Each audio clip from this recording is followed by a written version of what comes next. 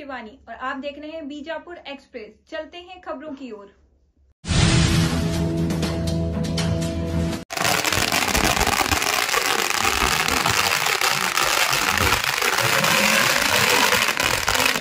ಇವತ್ತು ಕರ್ನಾಟಕ ರಾಜ್ಯದಲ್ಲಿ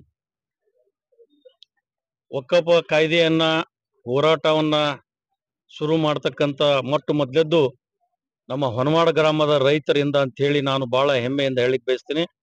ವಿಶೇಷವಾಗಿ ನಮ್ಮ ರಾಜ್ಯದ ಸನ್ಮಾನ್ಯ ಮಾಜಿ ಮುಖ್ಯಮಂತ್ರಿಗಳಾದ BS ಯಡಿಯೂರಪ್ಪ ಸಾಹೇಬ್ರ ಮತ್ತು ಈಗಿರ್ತಕ್ಕಂಥ ರಾಜ್ಯದ ಅಧ್ಯಕ್ಷರಾದಂಥ BY ವಿಜೇಂದ್ರ ಅವರ ನೇತೃತ್ವದಲ್ಲಿ ಎಲ್ಲ ಕಮಿಟಿಗಳನ್ನ ಮಾಡಿ ಇವತ್ತು ಕಮಿಟಿ ಮುಖಾಂತರ ಎಲ್ಲ ತಾಲೂಕುಗಳಲ್ಲಿ ಆ ಕಮಿಟಿಯನ್ನ ಹೋಗಿ ಪರಿಶೀಲನೆ ಮಾಡಿ ಜಿಲ್ಲಾಧಿಕಾರಿಗಳಿಗೆ ದೂರು ಕೊಡ್ತಕ್ಕಂಥ ವ್ಯವಸ್ಥೆ ಇವತ್ತು ಭಾರತೀಯ ಜನತಾ ಪಕ್ಷ ನಮ್ಮ ರಾಜ್ಯದಲ್ಲಿ ಇರ್ತಕ್ಕಂಥ ಎಲ್ಲ ನಾಯಕರು ಕಮಿಟಿಯ ನಾಯಕರು ಕೂಡ ಮಾಡಿದರು.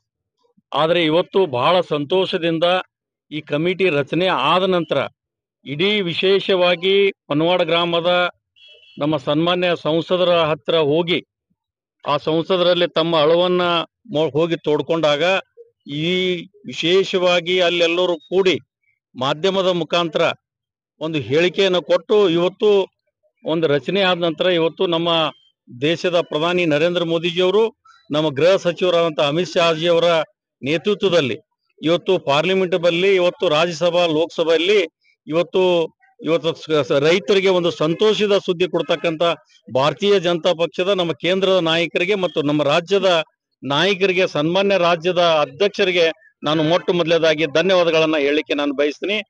ಈ ಸಂದರ್ಭದಲ್ಲಿ ನಾವು ಹೊನವಾಡ ಗ್ರಾಮದಲ್ಲಿ ಬಬಲೇಶ್ವರ ವಿಧಾನಸಭಾ ಕ್ಷೇತ್ರದಲ್ಲಿ ಇವತ್ತು ಎಲ್ಲ ರೈತಾಪಿ ರೈತರಿಗೆ ನಾವು ನಮ್ಮ ಸನ್ಮಾನ್ಯ ಜಿಲ್ಲಾಧ್ಯಕ್ಷರ ನೇತೃತ್ವದಲ್ಲಿ ಸುರೇಶ್ ಬಿರಾದರ್ ಅವರ ನೇತೃತ್ವದಲ್ಲಿ ಇವತ್ತು ನಮ್ಮ ಕ್ಷೇತ್ರದಲ್ಲಿ ಇವತ್ತು ರೈತರಿಗೆ ಬಹಳ ಸಂತೋಷದ ಸಿಹಿ ಹಂಚಿ ಇವತ್ತು ಅವರಿಗೆ ಸನ್ಮಾನ ಮಾಡ್ತಕ್ಕಂಥ ಕೆಲಸವನ್ನ ಪಟಾಕ್ಷಿಯನ್ನ ಸಿಡಿಸಿ ಇವತ್ತು ಸಂತೋಷದಿಂದ ಕೇಂದ್ರದ ನಾಯಕರಿಗೆ ಕೂಡ ನಾವು ಧನ್ಯವಾದಗಳನ್ನ ಹೇಳಲಿಕ್ಕೆ ನಾನು ಬಯಸ್ತೇನೆ. ಆದ್ರೆ ಇವತ್ತು ಯಾವ ಕಾಂಗ್ರೆಸ್ ಸರ್ಕಾರ ಇದ್ರೂ ಕೂಡ ಏನೂ ಮಾಡಲಿಲ್ಲ. ಇವತ್ತು ಕಣ್ಣೀರು ಒರೆಸ್ತಕ್ಕಂಥ ಕೆಲಸ ಇವತ್ತು ರಾಜ್ಯದಲ್ಲಿ ದೇಶದಲ್ಲಿ ಮೊಟ್ಟ ಮೊದಲೇದು ಮಾಡ್ತಕ್ಕಂಥ ವ್ಯವಸ್ಥೆ ಯಾವುದಾದ್ರೂ ಸರ್ಕಾರ ಇದ್ರೆ ಅದು ಭಾರತೀಯ ಜನತಾ ಪಕ್ಷ ಅಂತಕ್ಕಂಥ ಮಾತನ್ನ ಈ ಸಂದರ್ಭದಲ್ಲಿ ಬಹಳ ಹೆಮ್ಮೆಯಿಂದ ಹೇಳಿ ಇವತ್ತು ಎಲ್ಲರಿಗೆ ಹೊನವಾಡ ಗ್ರಾಮದ ರೈತರಿಗೆ ಇವತ್ತು ನಾವು ಸನ್ಮಾನ ಮಾಡಿ ಇವತ್ತು ನಾವೆಲ್ಲರೂ ಸಂತೋಷದಿಂದ ಪಟಾಕ್ಷಿ ಸಿಡಿಸಿ ಇವತ್ತು ಧನ್ಯವಾದಗಳನ್ನ ಹೇಳಲಿಕ್ಕೆ ಇವತ್ತು ನಮ್ಮ ಹೊನವಾಡ ಗ್ರಾಮದ ರೈತರಿಗೆ ನಾವು ಹೇಳಲಿಕ್ಕೆ ನಾವು ಬಂದಿದ್ದೀವಿ ಅಂತಕ್ಕಂಥ ಮಾತನ್ನ ಈ ಸಂದರ್ಭದಲ್ಲಿ ಹೇಳಿ ಎಲ್ಲರಿಗೂ ಕೂಡ ನಾನು ಧನ್ಯವಾದಗಳನ್ನ ಹೇಳಿ ನಾನು ಒಂದೆರಡು ಮಾತುಗಳು. ವಕಫ್ ತಿದ್ದುಪಡಿ ಬಿಲ್ ಪಾಸ್ ಆಗಿದ್ದರಿಂದ ಲೋಕಸಭೆಯಲ್ಲಿ ಮತ್ತು ರಾಜ್ಯಸಭೆಯಲ್ಲಿ ಪಾಸ್ ಆಗುವ ಮೂಲಕ ಇವತ್ತು ದೇಶದ ಜನತೆಗೆ ಭಯ ಭೀತಿಯಿಂದ ಬದುಕುವಂತ ವಾತಾವರಣ ಏನಿತ್ತು ಅದು ಇವತ್ತು ಮುಕ್ತ ಆಗಿದೆ ಅಂತಕ್ಕಂಥ ಸಂತೋಷದಿಂದ ನಾವು ಇವತ್ತು ಹೊನವಾಡ ಗ್ರಾಮದ ರೈತರು ಅದನ್ನ ತೇಜಸ್ ಸೂರ್ಯ ಅವರಿಗೆ ಭೇಟಿ ಆಗುವ ಮೂಲಕ ಇದನ್ನು ಲೋಕಸಭೆಯಲ್ಲಿ ಚರ್ಚೆ ಮಾಡುವಲು ಬಹಳಷ್ಟು ಸಹಕಾರಿ ಆದ್ರಿಂದ ಇವತ್ತು ನಾವು ಹೊನವಾಡ ಗ್ರಾಮದ ರೈತರಿಗೆ ನಾವು ಸನ್ಮಾನ ಮಾಡಿ ಪಟಾಕ್ಷಿ ಹಾರಿಸಿ ಸಿಹಿ ಹಂಚ್ತಾ ಇದೀವಿ. ಅದೇ ಈ ವಕಫ್ ಅಂತಕ್ಕಂಥ ತಿದ್ದುಪಡಿಯಿಂದ ಇವತ್ತು ಬರೀ ಹಿಂದೂಗಳಿಗೆ ಅಷ್ಟೇ ಅಲ್ಲ, ಇವತ್ತು ಮುಸಲ್ಮಾನ್ ಸಂಘಟನೆಗಳು ಕೂಡ ಇದಕ್ಕೆ ಬೆಂಬಲ ಸೂಚುವ ಮೂಲಕ ಇದು ಹಿಂದೂ ಮತ್ತು ಮುಸಲ್ಮಾನ್ ಅಲ್ಲ, ಇದು ಎಲ್ಲ ಜನಾಂಗಕ್ಕೂ ಕೂಡ ಇವತ್ತು ಮರಣ ಶಾಸನ ಆಗಿತ್ತಿದು. ಇದರ ತಿದ್ದುಪಡಿಯಿಂದ ಇವತ್ತು ದೇಶದ ಜನತೆಗೆ ಅನುಕೂಲ ಆಗಿದ್ದರಿಂದ ಇವತ್ತು ನಾವು ಸಂಭ್ರಮಾಚರಣೆ ಮಾಡ್ಲಿಕ್ಕೆ ನಾವು ಹೊನವಾಡದಲ್ಲಿದ್ದೀವಿ. ಸಂಸತ್ತಿನಲ್ಲಿ ಲೋಕಸಭೆ ಮತ್ತು ರಾಜ್ಯಸಭೆಯಲ್ಲಿ ಪಾಸಾಗಿ ನಮ್ಮ ರಾಷ್ಟ್ರಪತಿಗಳ ಅಂಕಿತಕ್ಕೆ ಹೋಗಿದೆ. ಅದಕ್ಕೆ ಮೊಟ್ಟ ಮೊದಲನೇದಾಗಿ ನಾನು ನಮ್ಮ ಎಲ್ಲ ಜನರ ಪರವಾಗಿ ನಮ್ಮ ಪ್ರಧಾನಮಂತ್ರಿಗಳಾದಂಥ ನರೇಂದ್ರ ಮೋದಿಜಿ ಮತ್ತು ಅಮಿತ್ ಶಾ ಅವರಿಗೆ ಕೃತಜ್ಞತೆಗಳನ್ನು ಹೇಳಲಿಕ್ಕೆ ಬಯಸ್ತಾ ಇದ್ದೀನಿ.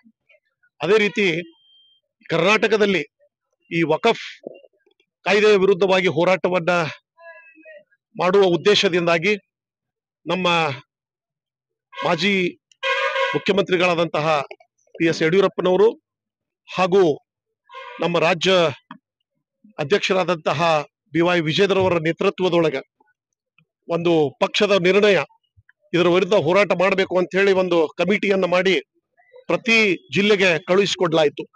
ಆ ಸಂದರ್ಭದಲ್ಲಿ ಇಲ್ಲಿ ಬಿಜಾಪುರದೊಳಗ ಮೊಟ್ಟ ಮೊದಲಿಗೆ ಎಚ್ಚೆತ್ತುಕೊಂಡು ಈ ಒಂದು ಸಮಸ್ಯೆಯನ್ನ ನಮ್ಮ ಪಕ್ಷಕ್ಕೆ ನಮ್ಮ ಮುಖಂಡರ ಮುಂದೆ, ಅದರಲ್ಲಿ ವಿಶೇಷವಾಗಿ ನಮ್ಮ ವಿಜುಗೌಡ ಪಾಟೀಲ್ ಅವರ ನೇತೃತ್ವದೊಳಗೆ ಬಬಲೇಶ್ವರ ಮತಕ್ಷೇತ್ರದ ಹೊನವಾಡ ರೈತರು ಅದನ್ನ ಗಮನಕ್ಕೆ ತೆಗೆದುಕೊಂಡು ಬಂದು ಮುಂದೆ ಈ ತೇಜಸ್ವಿ ಸೂರ್ಯ ಅವರಿಗೆ ಒಂದು ಮನವಿಯನ್ನ ಸಲ್ಲಿಸುವುದರ ಮೂಲಕ ಈ ಒಂದು ವಕಫ್ ಕಾಯ್ದೆ ಎಷ್ಟೊಂದು ಘೋರವಾದಂತಹ ಒಂದು ತಪ್ಪನ್ನ ಈ ಒಂದು ರೈತರ ಮೇಲೆ, ಅಷ್ಟೇ ಅಲ್ಲದೆ ಮಠಮಾನ್ಯಗಳ ಮೇಲೆ, ಚರ್ಚ್ಗಳ ಮೇಲೆ ಮತ್ತು ಅಷ್ಟೇ ಅಲ್ಲದೆ ಮುಸ್ಲಿಂ ರೈತರ ಮೇಲೆ ಎಷ್ಟೊಂದು ಅನ್ಯಾಯವನ್ನ ಮಾಡಿದೆ ಅಂತಕ್ಕಂಥದ್ದನ್ನ ಕಣ್ತೆರೆಸದಂತಹ ಯಾರಾದರೂ ಇದ್ರೆ ಅದು ಹೊನವಾಡದ ರೈತರು ಅಂತೇಳಿ ಹೇಳಲಿಕ್ಕೆ ನನಗೆ ಬಹಳ ಸಂತೋಷ ಅನಿಸ್ತದೆ. ಹೀಗಾಗಿ ಈ ಒಂದು ಕಾಯ್ದೆಯನ್ನ ಮೊದಲ ಬ್ರಿಟಿಷರು 1913 ಜಾರಿಗೆ ತಂದಿದ್ರು. ಈ ಕಾಯ್ದೆಯನ್ನ ದುರುಪಯೋಗ ಮಾಡಿಕೊಂಡವರು ಕಾಂಗ್ರೆಸ್ ಕೇವಲ ಒಂದು ಸಮುದಾಯವನ್ನ ಅದನ್ನು ತೃಪ್ತಿಪಡಿಸುವುದಕ್ಕೋಸ್ಕರ ಅವ್ರೇನ್ ಮಾಡಿಬಿಟ್ರು ಅಂತಂದ್ರೆ ಅನ್ಕಾನ್ಸ್ಟಿಟ್ಯೂಷನಲ್ ಕಾಯ್ದೆ, ಅಸಂವಿಧಾನಿಕ ಕಾಯ್ದೆಯನ್ನ ಅವರು ಅನುಷ್ಠಾನಕ್ಕೆ ತೆಗೆದುಕೊಂಡು ಬಂದ್ರು.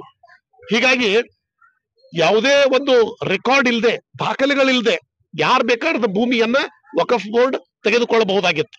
ಹೀಗಾಗಿ ಇದರ ಒಂದು ತಿದ್ದುಪಡಿ ಬಹಳ ಅವಶ್ಯಕರವಾಗಿರುವುದರಿಂದ ಈ ಒಂದು ಕರ್ನಾಟಕದೊಳಗ ಈ ವಕಫ್ ಬೋರ್ಡ್ ವಿರುದ್ಧವಾಗಿ, ವಕಫ್ ಕಾಯ್ದೆಯ ವಿರುದ್ಧವಾಗಿ ಮೊಟ್ಟ ಮೊದಲಿಗೆ ಹೊನವಾಡ ಗ್ರಾಮದ ರೈತರು ಅಂತ ಹೇಳಿ ನಾನು ಹೇಳಲಿಕ್ಕೆ ಬಯಸ್ತಾ ಇದ್ದೀನಿ.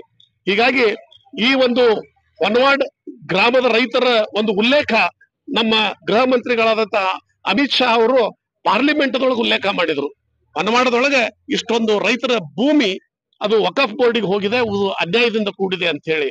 ಹೀಗಾಗಿ ಈ ವಕಫ್ ತಿದ್ದುಪಡಿಗೆ ಒಂದು ದೊಡ್ಡ ಕಾಂಟ್ರಿಬ್ಯೂಷನ್ ಯಾರ್ದಾದ್ರು ಕೊಡುಗೆ ಇದ್ರೆ ಅದು ಹೊನವಾಡದ ರೈತರು ಅಂತೇಳಿ ಹೇಳಲಿಕ್ಕೆ ಬಹಳ ಸಂತೋಷ ಅನಿಸ್ತದೆ. ಸೊ ಇದನ್ನ ಗಮನಿಸಿದಂತಹ ನಮ್ಮ ಜಿಲ್ಲಾಧ್ಯಕ್ಷರು ಆದಂತಹ ಗುರ್ಲಿಗಪ್ಪ ಅಂಗಡಿಯವರು ಮತ್ತು ನಮ್ಮ ಬಬಲೇಶ್ವರ ಮತಕ್ಷೇತ್ರದ ಮುಖಂಡರಾದಂತಹ ವಿಜುಗೌಡ ಪಾಟೀಲ್ ಅವರ ಒಂದು ನೇತೃತ್ವದೊಳಗೆ ಮತ್ತು ನಮ್ಮ ಮಂಡಳ ಅಧ್ಯಕ್ಷರಾದಂತಹ ಉಡದಂಡಿ ಅವರ ಒಂದು ನೇತೃತ್ವದೊಳಗೆ ಈ ಒಂದು ಹೊನವಾಡದ ರೈತರಿಗೆ ಒಂದು ಸನ್ಮಾನ ಮಾಡೋಣ ಅಂತ ಹೇಳಿ ನಾವು ನಿರ್ಧರಿಸಿ ಇಲ್ಲಿ ಬಂದು ನೀವೆಲ್ಲ ನಮ್ಮ ಸನ್ಮಾನವನ್ನು ಸ್ವೀಕಾರ ಮಾಡಿದ್ದಕ್ಕೆ ನಾನು ತುಂಬ ಹೃದಯದ ಅಭಿನಂದನೆಗಳನ್ನ ಹೇಳ್ತೀನಿ. ಮತ್ತು ಅದೇ ರೀತಿ ಇಂತಹ ಒಂದು ಸಂದರ್ಭದೊಳಗೆ ಲೇಟ್ ಆದ್ರೂ ಕೂಡ ನಮ್ಮ ಮೀಡಿಯಾದವರು ಇಲ್ಲಿಗೆ ಬಂದು ಸಹಕಾರವನ್ನ ಕೊಟ್ಟಿದ್ದಕ್ಕೂ ಕೂಡ ತಮಗೂ ಕೂಡ ನಾನು ಕೃತಜ್ಞತೆಗಳನ್ನು ಹೇಳಿ ನನ್ನ ಮಾತುಗಳನ್ನು ಮುಗಿಸ್ತೀನಿ. ನಮಸ್ಕಾರ.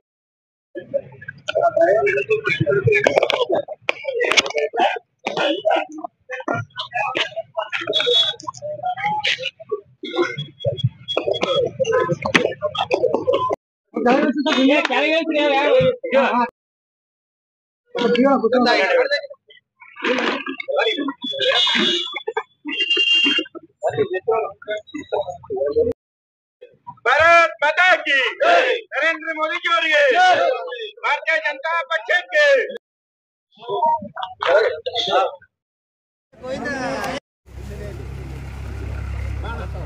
ಒಂದು ಸೆಕೆಂಡ್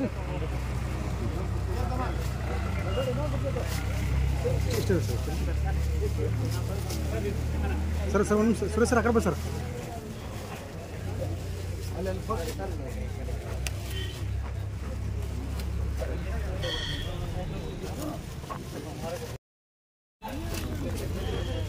ಹಿಂಗೆ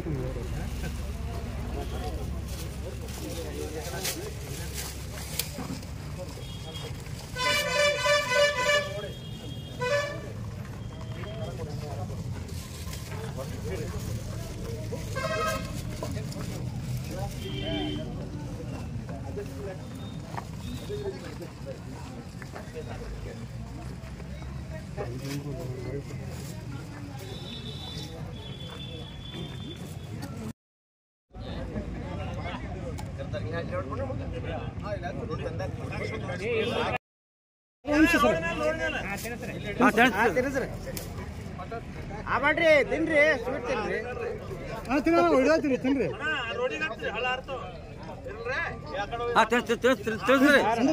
ತಿಳಿಸ್ಬಿಡ್ರಿ. ಭಾರತ್ ಮಾತಾ ಕಿ ಭಾರತ್ ಮಾತಾ ಕಿ बोलो भारत माता की जय, बोलो भारत माता की जय, बोलो भारत माता की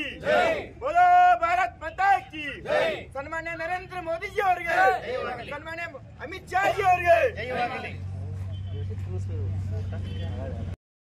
ಪಟಾಯಿಸಿ